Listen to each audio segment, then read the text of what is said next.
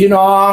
มื้อนี้ผู้ข่าผ้ามาขอติดชีวิตคนดังบอยสิริชัยกับแอนอรดีต่างคนต่างมีแบรนด์เนาะบอยกลับไปกับหมอลำใจเกินร้อยแอนอรดีกลับไปกับแอนอรดีแบรนด์พี่น้องเอ๋ยโอ้ยงานว่าสั่นเดือนพฤศจิกายนสมเจ้าเบิ่งผู้สั่นยาวอาดลาดพี่น้องเอ๋ยหามือหยุดก็บ่มีหยุดพร้อมกันวันที่6ก็ยังว่า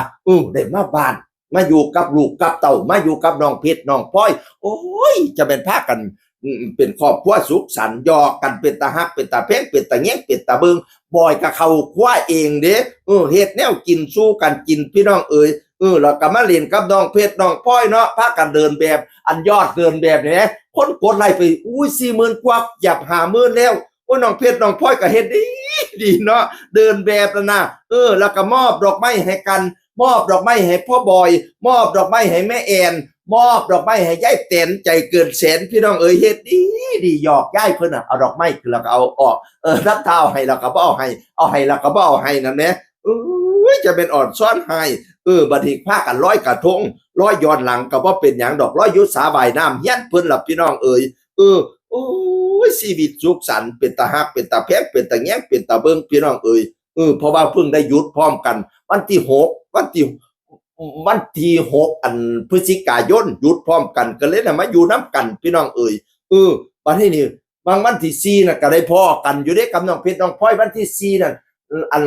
บอยไปแสดงอยู่ศรีฐานบึงศรีฐานเฟสติวัลนั่นแหมเขาเจ้ามีงานร้อยกระทงอยู่บึงศรีฐานนั่นแหม3 มื้อ 3 คืนบอยสิได้ใส่หมอลำใจเกินร้อยก็ได้ไปมื้อนึงพี่น้องเอ๋ยน้องเพชรน้องพลอยก็ไปหาพ่ออยู่นั่นก็ยังว่ายายแตนกับพาหลานไปร้อยกระทงอยู่นั่นอยู่บึงศรีฐานนั่นน่ะ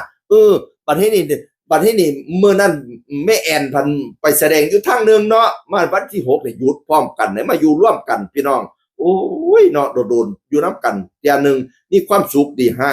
บางวันที่5มื้อร้อยกระทงอีหลีก็บ่ได้ร้อยน้ำกันเด้ยายแตนพาหลานไปร้อยน้องเพชรน้องพลอยกินเนี่ยย่างเป็นตาแซ่บเป็นตาในใส่สุดอันโบราณไปร้อยกระทงเลยแหมใส่สุดปะนักกวักไถล่ะกำแพงแต่งเนา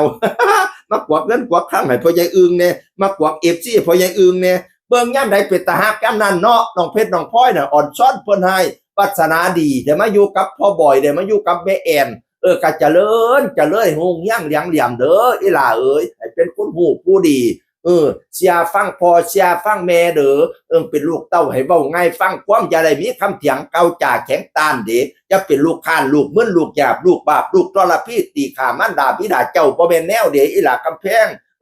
ต้องเป็นเป็นนักเรียนที่ดีของคุณครูเป็นผู้น่ารักของคุณพ่อคุณแม่ยามไปโรงเรียนก็อย่าโยกเก้าอี้อย่าหนีโรงเรียนอย่าเขียนช็อกเล่นเข้าใจไหมเด็กหญิงเพชรเด็กหญิงพลอย มาเว้าขอบว่าสุขสันต์ขอบว่าบอยแอนAB แล้วก็พี่เพชรพลอยเสียงอื่นคนก็เว้าสู่ฟังสวัสดีครับ